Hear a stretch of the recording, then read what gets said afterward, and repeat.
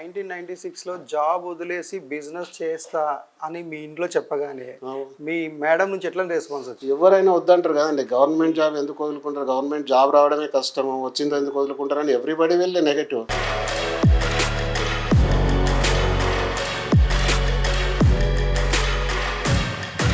మీ family గురించి చెప్పండి sir. మీకు ఎంతమంది పిల్లలు?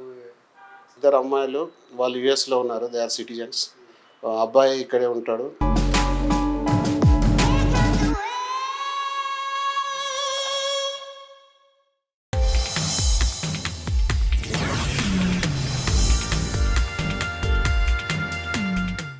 మీ నేపథ్యం ఏంటి? మీరు అసలు ఏ ఊరు నుంచి వచ్చారు? ఎక్కడ చదువుకున్నారు? హైదరాబాద్కి ఎప్పుడు వచ్చారు?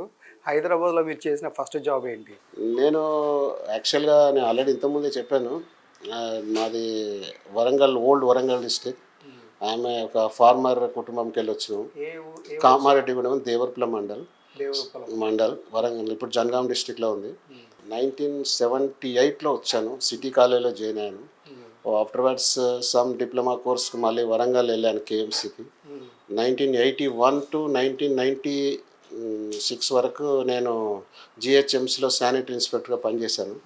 సో నాకు కొంచెం ఈ బిజినెస్ గ్రిప్ రాగానే నేను రిజైన్డ్ వాలంటరీ, నేను విఆర్ఎస్ తీసుకొని full fledgedly I'm doing this. So మీ 30 years ఎక్స్పీరియన్స్లో మీరు చెప్పండి, కొత్తగా అపార్ట్మెంట్స్ కన్స్ట్రక్షన్ చేయాలని, కొత్తగా లేఅవుట్స్ వేయాలని వచ్చే బిల్డర్లకి, డెవలపర్లకి మీరు ఇచ్చే సలహా సూచనలు ఏంటి? అంటే వాళ్ళు ఇప్పుడున్న పరిస్థితుల్లో వాళ్ళ స్ట్రాటజీ ఎట్లా ఉండాలి? వాళ్ళు ఎలాంటి రూల్స్, రెగ్యులేషన్స్ ఫాలో కావాలంటారు కొత్త బిల్డర్లు?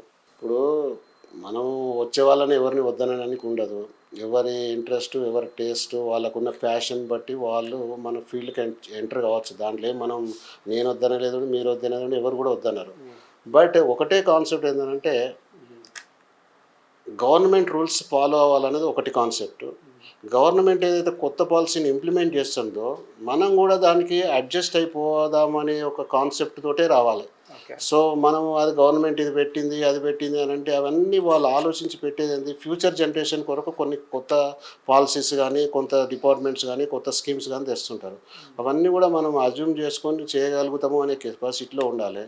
తర్వాత మనం కస్టమర్ సాటిస్ఫాక్షన్ అనేది మెయిన్ ఇంపార్టెంట్ తోటి రావాలి. ఓన్లీ మనీ ఎర్నింగ్ కాన్సెప్ట్ కాకుండా ఎవరు కొత్త ఫీల్డ్కి వచ్చినా కూడా కస్టమర్ని సాటిస్ఫై చేయాలి, వాళ్ళకు ఒక ఫెసిలిటీస్ ఇవ్వాలి.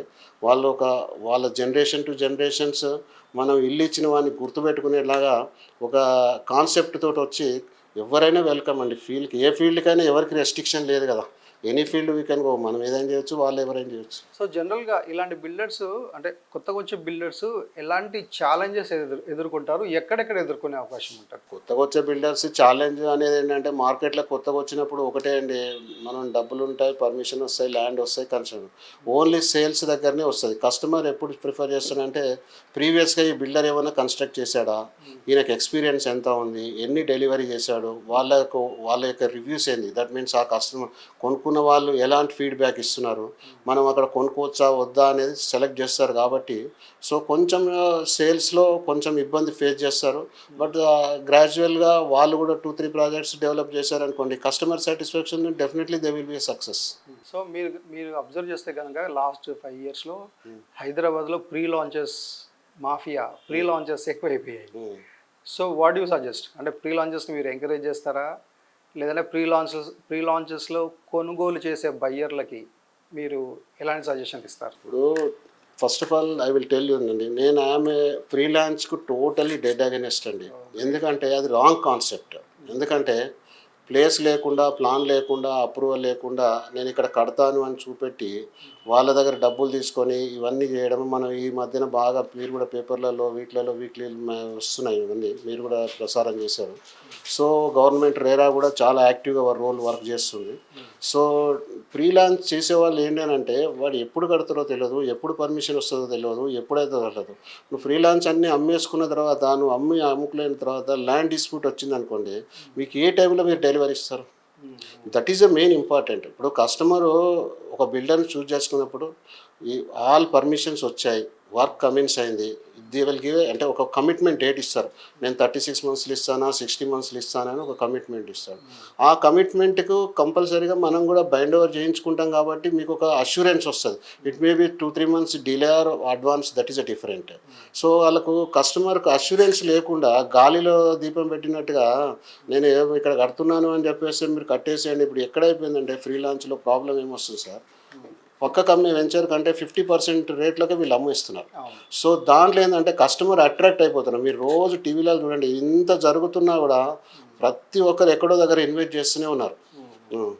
ఇప్పుడు ఒకటే గుర్తుపెట్టుకోవాలి సార్, మనము మోసపోయేవాడు ఉంటే మోసం చేసేవాడు రెడీగా ఉంటాడు.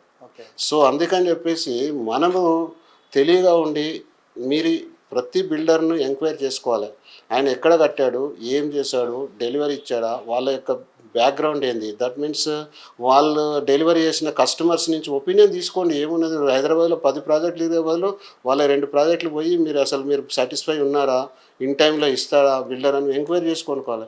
ఊకని దట్ మీన్స్ మన 50% రేటుకు వస్తుందని చెప్పేసి తెలియకుండా పోయి డబ్బులు కట్టేసి అందంతా ముంచిపోయాడని చెప్పి తర్వాత గోల చేసుకునే వాళ్ళు ముందే అడ్వాన్స్గా మీరు ఒక తెలివిగా ఉపయోగించుకొని దాన్ని మనం ప్రతి పైసా కష్టపడ్డ పైసా కాబట్టి ప్రతిదీ కరెక్ట్గా ఇన్వెస్ట్ చేస్తున్నామా లేదా అనేది వాళ్ళు ఒక డిసిషన్కి వచ్చిన తర్వాత కొనుక్కుంటే బెటర్. నేనైతే I'm totally against for freelance business. మీరు జిహెచ్ఎంసీలో చేశారా? జిహెచ్ఎంసీలో. మరి అప్పుడు ఆ టైంలో మంచి జాబ్, మీకు మ్యారేజ్ అయిందా సార్? అప్పుడు అయిపోయింది.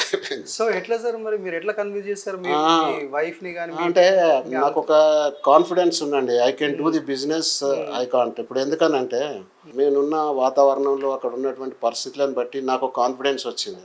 మనకు వచ్చే శాలరీస్ తోటి we can't do anything. So many burdens కూడా ఉన్నాయి. So I have to decided to do business. ఏం చేయాలని అంటే మనకు తెలిసింది ఇది ఒకటే ఫీల్డ్ అప్పుడు ఆ రోజుల్లో. సో దానికి ఏం చేశాను, నేను రిజైన్ చేసి ఈ కన్స్ట్రక్షన్ యాక్టివిటీ ఫుల్ ఫ్లెడ్జ్గా స్టార్ట్ చేశాను. By grace God I'm successfully completed nearly 40 projects. So నాకు అది కాదండి, మా దగ్గర కొనుక్కున్న కస్టమర్లు సాటిస్ఫై ఉన్నారు. That is my more happiness. 1996లో జాబ్ వదిలేసి బిజినెస్ చేస్తా అని మీ ఇంట్లో చెప్పగానే మీ మేడం నుంచి ఎట్లా రెస్పాన్స్ వచ్చింది? ఎవరైనా వద్దంటారు కదండి, గవర్నమెంట్ జాబ్ ఎందుకు వదులుకుంటారు, గవర్నమెంట్ జాబ్ రావడమే కష్టము, వచ్చిందో ఎందుకు వదులుకుంటారు అని ఎవ్రీబడి వెళ్ళే నెగటివ్. నాకు సెల్ఫ్ కాన్ఫిడెన్స్ ఉంది. నేను I will do, I can prove అని చెప్పేసి మనం ఆ కాన్సెప్ట్లో ముందుకు వెళ్ళినాము. బట్ అందరికి అది అవుతుందని నేను చెప్పలేను. But by the grace of God I will succeed at that. Okay, అంటే మీరు ప్రిన్సిపల్డ్గా ఉన్నారు. నేను ఇప్పుడు కూడా చెప్తున్నాను కదండి, ప్రతి ఫ్లాట్ ఓనర్ కూడా సాటిస్ఫైడ్ ఈజ్ ఇంపార్టెంట్. సో మనకేమైందంటే మార్కెట్లో ఒక గుడ్ రిప్యుటేషన్ సంపాదించుకున్నాం కాబట్టి మనకు కాన్ఫిడెన్స్ ఉంది, ఓకే ఐ కెన్ డూ అనేది. సెల్ఫ్ అది కావచ్చు కాకపోవచ్చు, కానీ సెల్ఫ్ కాన్ఫిడెన్స్ అనేది ఇంపార్టెంట్ కదండి. అది లేకుండా మనం ఏం పని చేయలేము. ఇప్పుడు మనం ఎవరితో ప్రోద్బలంతో బయట బిజినెస్కి వెళ్ళామనుకోండి, సక్సెస్ కావచ్చు కాకపోతే మనకి ఇంట్రెస్ట్ ఉండాలి. సో మనం సెల్ఫ్ కాన్ఫిడెన్స్, నాకు ఆ కాన్ఫిడెన్స్ ఉంది కాబట్టి నేను ఆ విధంగా వచ్చినాను. ట్రస్ట్ క్రియేట్ చేశాను, పబ్లిక్లో ఫెయిత్ క్రియేట్ చేశాను, కాన్ఫిడెన్స్ క్రియేట్ చేశాను. So that's why I'm doing this business. మీ ఫ్యామిలీ గురించి చెప్పండి సార్. మీకు ఎంతమంది పిల్లలు? 2 అమ్మాయిలు, వాళ్ళు యుఎస్లో ఉన్నారు, దే ఆర్ సిటిజన్స్. అబ్బాయి ఇక్కడే ఉంటాడు.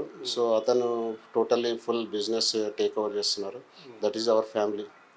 మా వైఫ్ హౌస్ వైఫ్. సో ఫైనల్గా సార్, ఇప్పుడున్న మార్కెట్ పరిస్థితుల నేపథ్యంలో మీరు బయ్యర్స్కి, హోమ్ బయ్యర్స్కి మీరు ఇచ్చే సలహా సూచనలు ఏంటి? అంటే this is the right time to buy a flat or should wait for some time? నేను ఇచ్చే సలహా ఒకటేనండి, ఇప్పుడు మార్కెట్ కొంచెం స్లోలో ఉంది, ఇంకా పెరిగే ఛాన్సెస్ ఉంటాయి ఎప్పుడైనా కూడా. మీరు ఏదైనా చూడండి, బంగారం చూడండి, వెండి చూడండి, షేర్ మార్కెట్ చూడండి, ఒకసారి ఫాల్ డౌన్ అయితే ఒకసారి అప్ అవుతుంది. But this is the right time to purchase.